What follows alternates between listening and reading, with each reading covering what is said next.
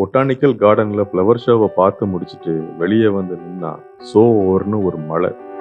மழையில இருந்து தப்பிச்சு காருக்குள்ள ஏறி உட்கார்ந்தா அட்டகாசமான ஒரு டிராஃபிக்.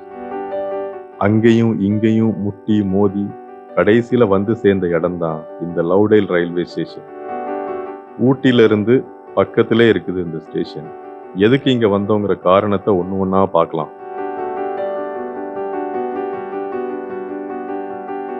இந்த ஏப்ரல் மே மாசம் வந்தாலே காலையில 8 மணிக்கு எந்திரிச்சு ஐஆர்சிடிசி வெப்சைட் முன்னாடி உட்கார்ந்து இந்த ட்ரெயின்ல டிக்கெட் புக் பண்ண ட்ரை பண்ணோம்னா மேக்சிமம் மக்களுக்கு வந்து கிடைக்காது.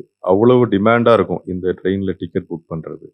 சரி, நமக்கு ட்ரெயின்ல தான் டிக்கெட் கிடைக்கல, போற வர்ற ட்ரெயினை பார்க்கவாது செய்யலாமே அப்படின்னு சொல்லி வெயிட் பண்ணிட்டு இருந்த கொஞ்ச நேரத்திலேயே இந்த ட்ரெயின் வந்தது. குன்னூர்ல இருந்து ஊட்டியை நோக்கி போயிட்டு இருந்தது. சரி, முதல்ல ட்ரெயினை பார்த்து முடிச்சிருவோம்.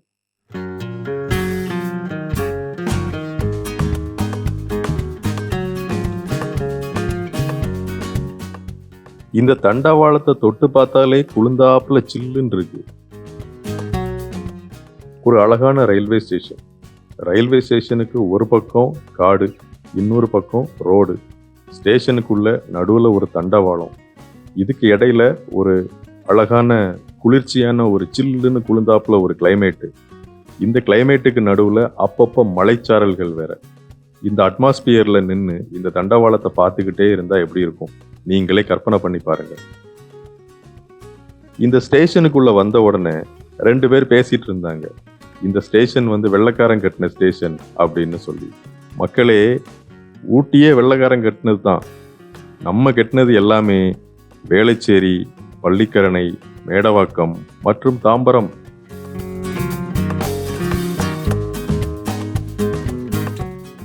இந்த தண்டவாளம் எப்பவுமே பிஸியா தாங்க இருக்கு. ட்ரெயின் எப்பவாவது தான் அங்கேயும் இங்கேயும் போகுது. ஆனா இங்க வர்ற டூரிஸ்ட் எல்லாருமே இந்த தண்டவாளத்து மேலே ஏறி நின்று கண்டிப்பா போட்டோ எடுத்துட்டு தான் போறாங்க. நாங்களும் அதை பார்த்துட்டே தான் நின்றுட்டு இருந்தோம்.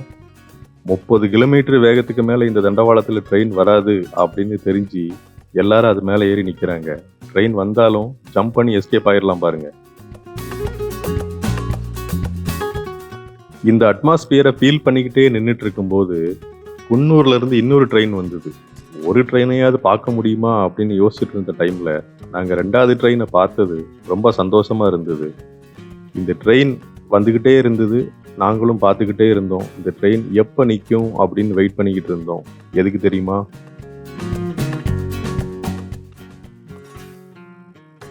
இதுக்கு தாங்க.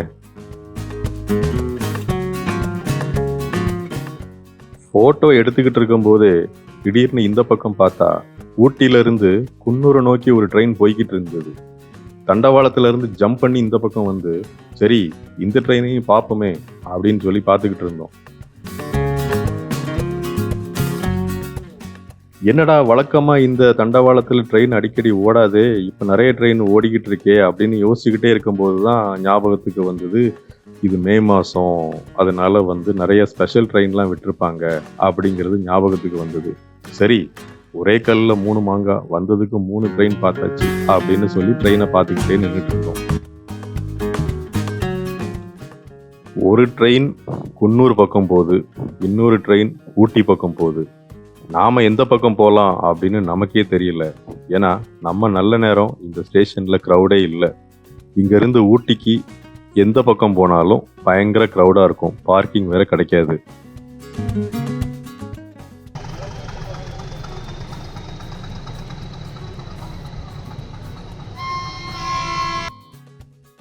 அப்புறம் இன்னொரு முக்கியமான விஷயம், இந்த ஸ்டேஷனுக்குள்ள வந்ததுக்கு அப்புறமா ஒரு ஸ்டேஷன் மாஸ்டர் இருப்பாரு. அவர்கிட்ட போயிட்டு பிளாட்ஃபார்ம் டிக்கெட் எடுத்துட்டு நீங்க உள்ள வாங்க. கொஞ்ச நேரம் இந்த இடத்த பார்த்து செலிப்ரேட் பண்ணிட்டு போறதுக்கு ரொம்ப நல்லா இருக்கும். நல்ல இடம் இது. வயிறு வேற கப கப கபன்னு பசிக்குது. சாப்பிட்டு முடிச்சுட்டு ரூம்ல போய் செட்டில் ஆகலாம்.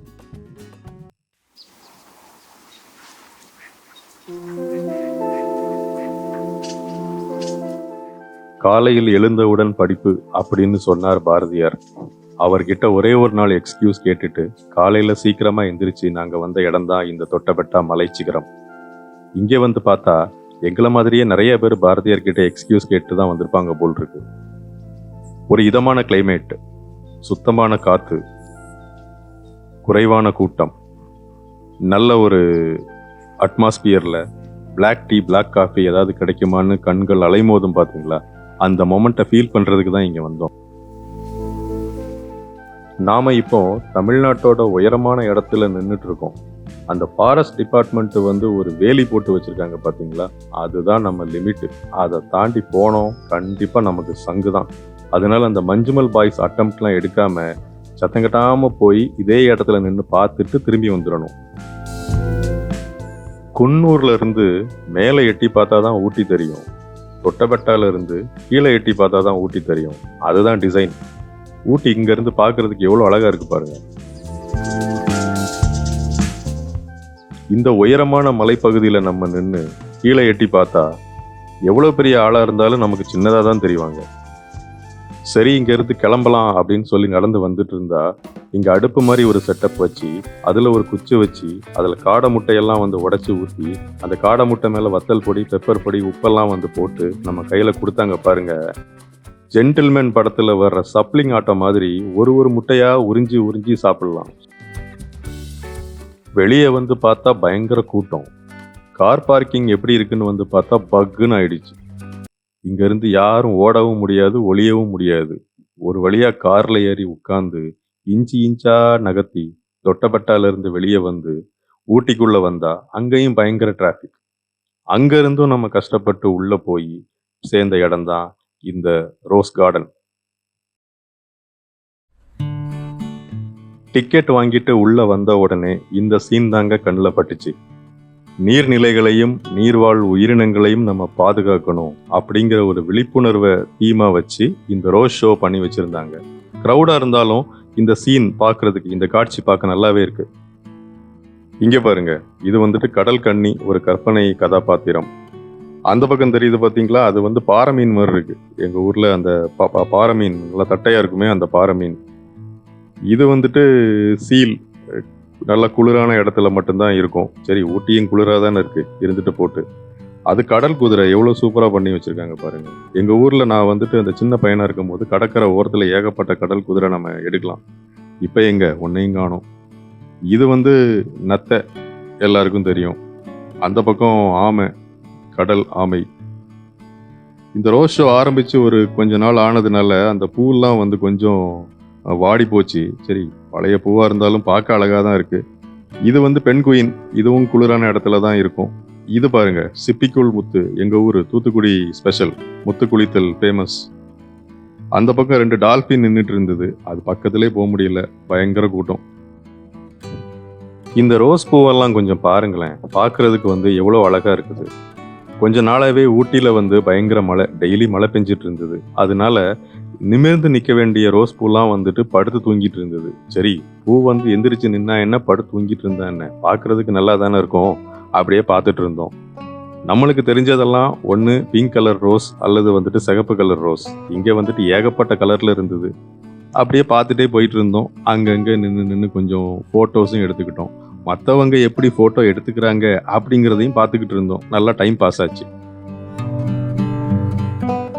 நாமெல்லாம் நர்சரி ஷாப்புக்கு போய் செடி வாங்கணும் அப்படின்னா அங்கே போய் என்ன கேட்போம்? அண்ணே, எனக்கு ஒரு சிகப்பு கலர் ரோஸ் பூ வர்ற செடி கொடுங்க, பிங்க் கலர் ரோஸ் செடி கொடுங்க, அப்படி தானே கேட்போம். ஆனால் இங்கே பார்த்தீங்களா, எத்தனை வகையான ரோஸ் செடிகளை வந்துட்டு இங்கே நட்டி வச்சுருக்காங்கன்னு சொல்லி. அந்த போர்டில் இருக்கிற பேரெல்லாம் கொஞ்சம் படித்து பாருங்கள். நிறைய நேம் நம்மளால் வந்துட்டு ப்ரொனவுன்ஸ் பண்ணவே முடியல. அது வந்து இங்கிலீஷ்லே இல்லை, அது வேறு ஏதோ ஒரு லாங்குவேஜில் எழுதி வச்சுருக்காங்க. உலகத்தில் கிட்டத்தட்ட 30,000 வகையான ரோஸ் பூக்கள் வந்துட்டு இருக்குதான்.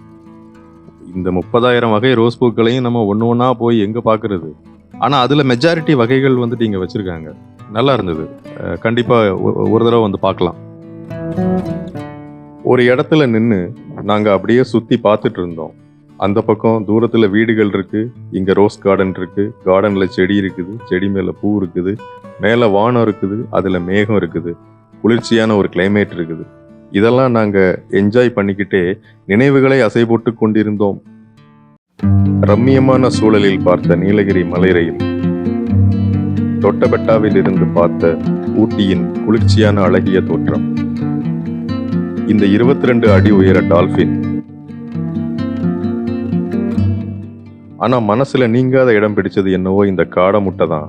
அந்த ஸ்டிக்கை கையில எடுத்துக்கிட்டு ஒரு முட்டையா உறிஞ்சி உறிஞ்சி சாப்பிட்டு பாருங்க, சூப்பரா இருக்கும். மீண்டும் சந்திப்போம். நன்றி, வணக்கம்.